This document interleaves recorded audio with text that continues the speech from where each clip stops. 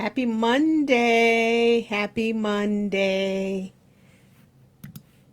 Welcome to Mindset Mondays with Shamika. I hope you all are having a wonderful week thus far. I am jumping on a little bit later than I guess I usually do because I did a special live for Instagram because them jokers over there needed a little talking to. But I want to bring you guys something different and something special just for you. So today's topic, and I just had to come up with something because really the message that I had been working on was really for Instagram, and I didn't even want to bother y'all with that because y'all don't cause me no problems. But I just finished rereading The Alchemist for like who knows the umpteenth time. But this time I did it as a part of my Facebook group and a book discussion. So I was really diving deep and breaking down the book in a different way than I have when I've read it in the past. And so I want to talk to you in essence about the overall theme, in my opinion, of this particular book. One of my favorite books. I probably first read it 2016, if not earlier. And I have read it a number of times since then. My goal is to read it once a year just because every time I read it, I learn something new. I pick something up that I hadn't picked up previously. And so I just love this book. And for those of you who are not familiar with it, and I will type it in the comments, it is The Alchemist by Paulo Coelho. Just great book. And the reason why I decided to talk about this is because I know that this is something that is still very true today. And even, this book, this theme of this book is just rings true today now, just like it did when I first read it. And basically, in order for you to get the treasure, which for a lot of people is the financial aspects of things, you must go through a transformation. And oftentimes people just want the money. They just want to be able to get a certain income. They're not necessarily thinking about what they have to go through or who they have to become in order to get to a point where they can earn the type of income that they want to earn. See, people want to earn money, but still want to be lazy. People want to earn a lot of money, but don't want to go get any extra certifications. They don't want to go get any degrees. They want to earn money and not show up to work. They want to earn money, but be able to spend time on their phone and on social media when they're supposed to be working. These are the things they want to be able to do and still earn more money and more money and more money. And that's not the way life works. And what's interesting is if you pay attention to things, especially if you're in the entrepreneur space, you will notice that there are a lot of people selling programs that are going to help you earn X amount of dollars. They can help you earn an extra $500, an extra $1,000. Same thing kind of with network marketing. Everyone's telling you their selling point is the money. So that's how they get you in the door. That's how they pique your interest. That's how you find out, that, hey, there's an opportunity to make some money doing such and such. And it's easy. All I have to do is pay for a course and learn how to do this and learn how to do that. And I can go out here and make me a few extra $100 or a few extra $1,000 a month. And so they get you in with money, which is the lowest hanging fruit.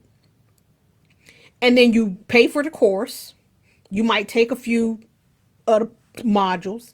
A lot of people don't finish the courses, right? And what they don't tell you and what they don't provide you with are the percentage of people who actually, one, complete the course, and two, out of those who complete, who actually execute and earn the amount of money that they're advertising. They ain't telling you that. The only people they're highlighting are the people who've executed and had some measure of success, which is usually not a very large number. Now, I'm not knocking anyone for having a course, selling a program to try to help people become more financially independent, to earn their, earn some additional income. That's not the point. The point is they're selling you just on the money. Nobody's telling you about who you need to become in order to earn that money. Because you don't just take a class, take some modules, and just start earning an extra $500, $1,000 a month. That's not how it works. You actually have to become a different person. If you're not that kind of person that make that kind of money here, and you're already doing it, you have to transform into the type of person who can and will earn that kind of money. And what you'll notice, if someone, especially if you've been in the network marketing space, you'll notice that there are some people who can jump from company to company and have success. There's just something about them in terms of how they have their charisma. They got the knowledge. They got just the way of dealing with people that it doesn't even matter what company they're dealing with. They can go boom, boom, boom, set it off, build up a big team, make a lot of money. It's not about the system by itself. That person has become a master network marketer. That's why they can go to this company, that company, that company, and be like, boom, this is how you do it. And what happens is individuals who have developed that skill set, individuals who have developed the muscle to earn that amount of money,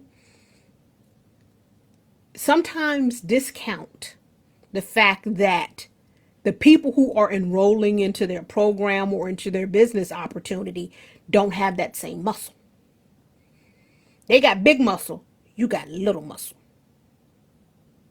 And when you have little muscle, you have to develop big muscle in order to get the big money. And they're not telling you that because they're just selling you on making the money. Nobody tells you that you have to be able to continuously overcome your limiting beliefs day in and day out. Continue to talk to yourself so that you don't quit day in and day out. Continue to tell yourself, yes, I will go talk to people. Yes, I will create content. Yes, I will do this. Yes, I will do that. So that you can keep pushing in spite of whatever results you may have. They're not telling you that. Because if they had to tell you how hard it was going to be in order to get to the level where they are, you wouldn't be interested. See, it's interesting. One of the people who will tell you how hard it was is Jamal King at the 9 to 5 Millionaire. If you haven't followed him on social media, and he will tell you he looked at 77 properties before he bought his first investment property. He's going to tell you it's not for the faint at heart. You got to be in it to win it. So if you in it, you don't mind looking at 77 properties. This is what I had to go through. You ready for this ride? See, he's going to tell you, yes, I've been able to make X amount of dollars. I was a millionaire by age 26. I'm a multimillionaire now. And he can tell you all of that stuff.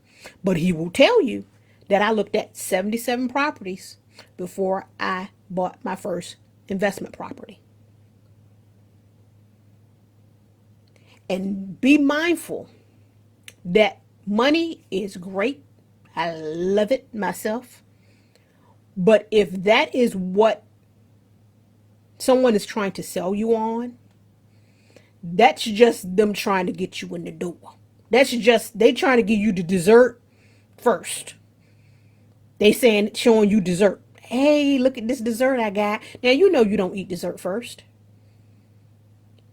You got to eat that meat. You got to eat them vegetables. You might have to eat a salad. You don't get to eat dessert first. But when you see people promoting just how much money you can make from a certain business opportunity or getting involved in whatever, especially if they're going to teach you how to do it, that's just the dessert they're trying to sell you. They're not telling you all the work that has to go into it. So you see some of these businesses that are extremely popular, a lot of things that are hot right now in real estate investing,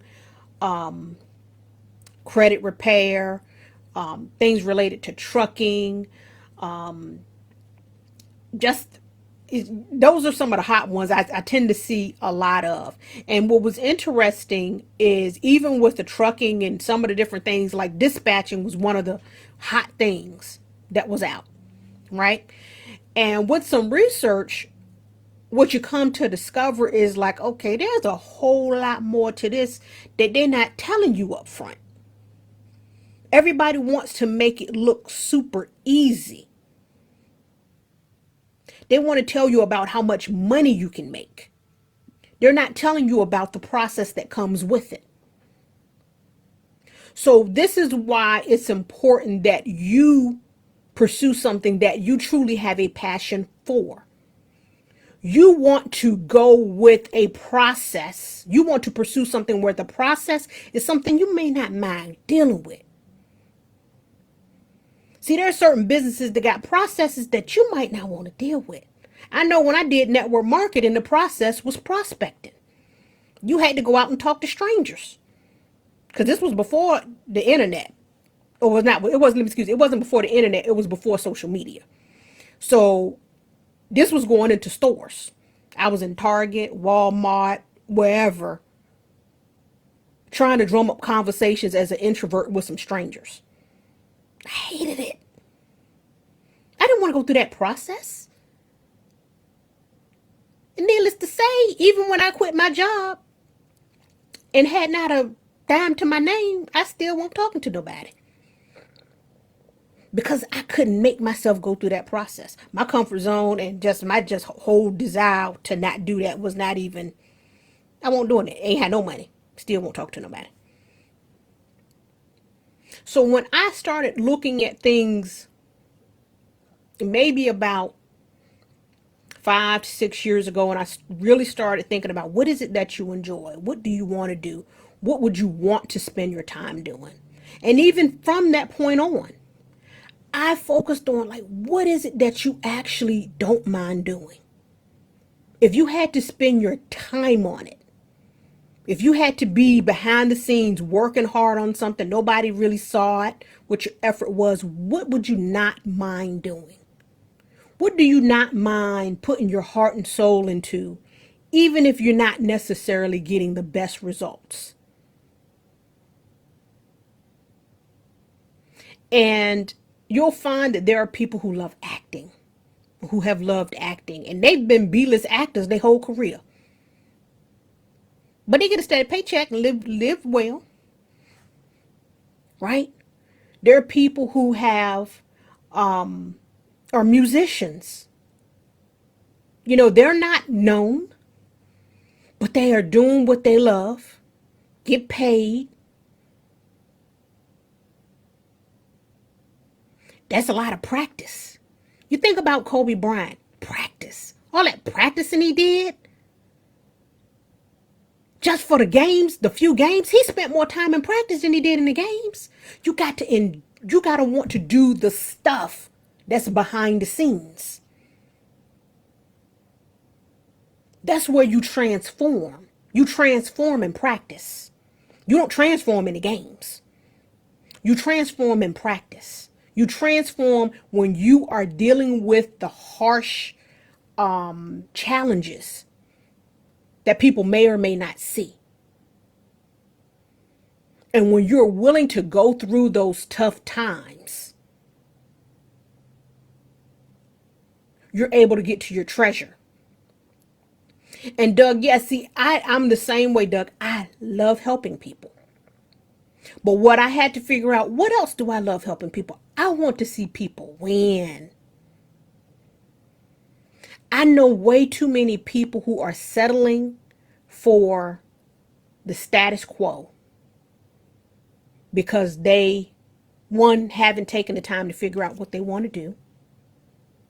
And if they do know what they want to do, they don't think they can do it.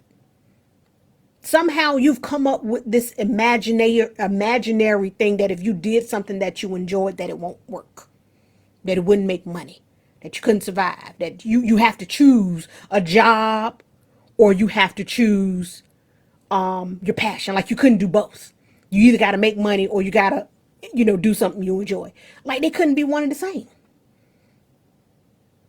I love the fact that the producer Knots, who I went to school with, has been producing since we were in high school. I don't know if he's ever had a job. And if you follow him on Instagram, he's putting out beats. You see him every day. He got a video up. Staying in the lab, continue to work, has worked with all kinds of major artists, doing what he loves. He knew that back in high school. I'm like, man, what a blessing. But a lot of us, even if we knew what we wanted to do back then, we haven't pursued it. So, Kim, you love cleaning. Where your cleaning business at? That's a whole business. You already know the ins and outs. We know what we want to do. We have a sense of it. It's not clueless. It's not something that's a mystery. It's just that we haven't developed the confidence in taking the step in that direction. And I want to see people win. This is why some people still stay in contact with me. Because if you tell me you have a dream to do one thing or the other, I will continue to pour into you, especially if I see it. You moving out to California? I got a cousin, he moved out to California, started his fashion brand. Man, I'm so excited. I gave him this book when he graduated from high school, The Alchemist, because I knew he had talent.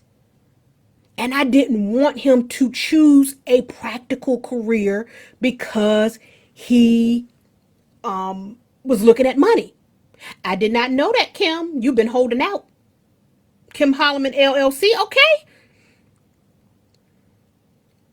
So this is what we need. We need people stepping out, starting businesses, doing what you love, even if it's a side hustle, if it's a hobby. Give yourself permission to do something you enjoy. But when you are looking at whatever that treasure is, it's going to require you to transform. You cannot remain the person who's in the comfort zone.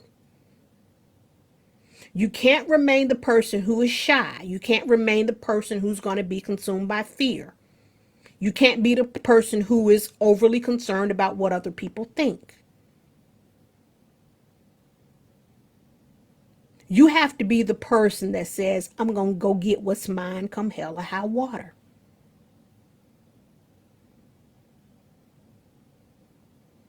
And one of the things that I had to do is I had to go through that process. I was a person who was looking for some treasures. I was like, look here now, I'm tired of this situation that I'm dealing with. I need a treasure. I need to come up. And so I tried this and I tried that. And it wasn't for me.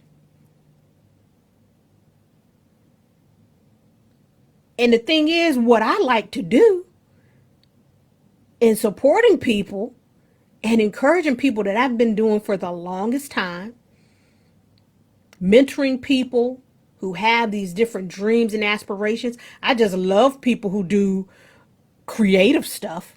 If you want to do traditional job stuff, I'm never going to knock that. But if you want to do something that steps outside of that just traditional get a job situation, oh, I really get excited. Anybody who's going against the norm. Because what you will realize is that we have been programmed to be in these situations. They needed people to work in factories. So they got you working in factories. They got your moms working in factories. So both the mom and the daddy working, right? And then they decided, hey, we need babysitters. We're going to keep the kids in school till 12th grade so that both parents can work. And then what we're going to do is, in order for us to develop people who to do all, as manufacturing grows, as these companies grew, we need people to do accounting. We need people to do this. We're going to have you go to college now. And then we're going to make college so expensive that you got to get some loans. And then as soon as you get out of college and you going to college, only thing you thinking about when you 18 going into college is you're thinking, or even at 18, is you're thinking about earning a living. We've been programmed to think that as once we become adults, our responsibility is to start earning a living. They've programmed that into you. So what do? You start going out and looking for ways to earn a living. You think college is going to do it for you. You think it's going to give you the skills that you need. Or you might go straight into the workforce, so you may learn a trade. But you've been programmed to say, hey, you need to earn a living. That's the programming.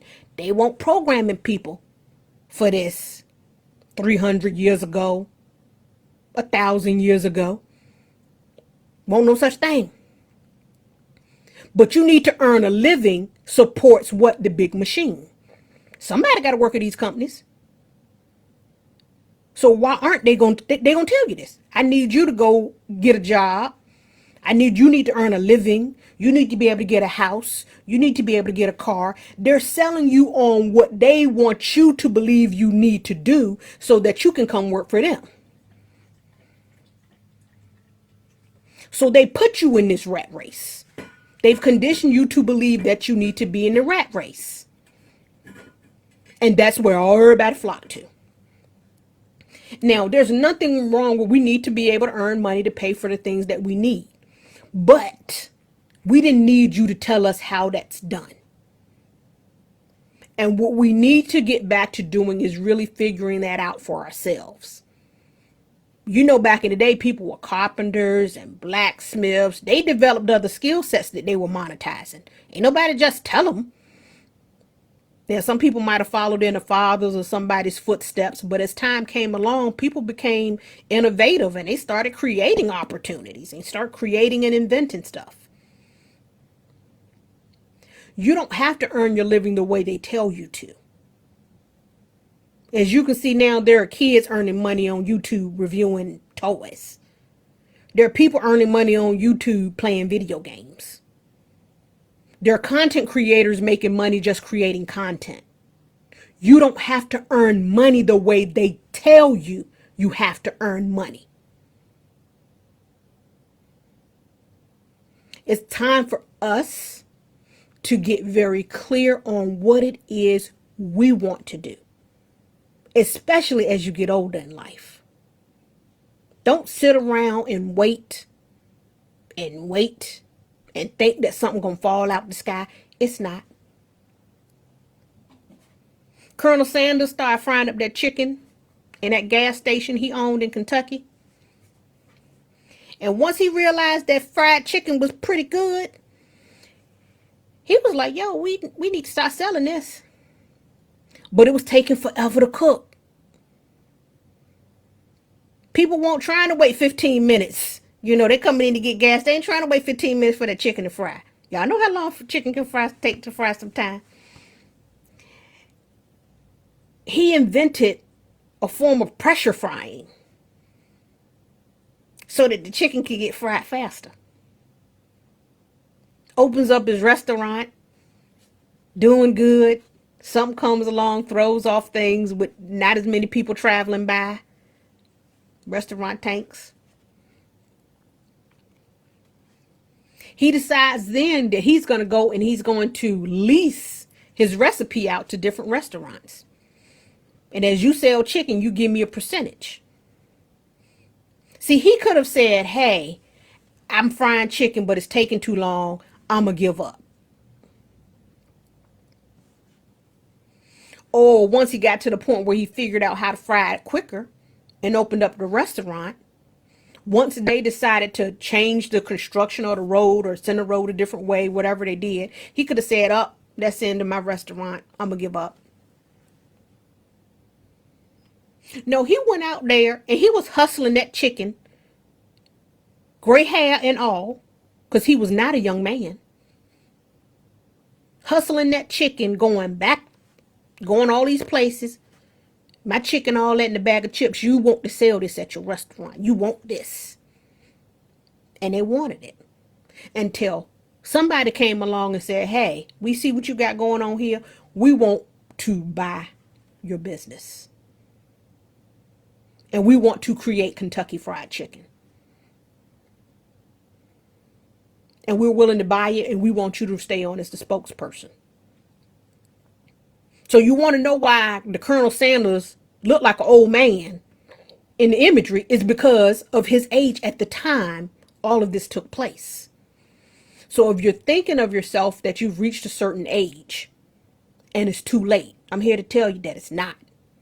You'll find that Vera Wang hit it big in her 40s. Stan Lee was in his later years. Who else? It's quite a few people. I ain't going to sit up here and try to rattle them all off. But I'm here to tell you that pursuing your passion, doing what you enjoy and you love, it's never too late. Never too late to pursue your personal legend.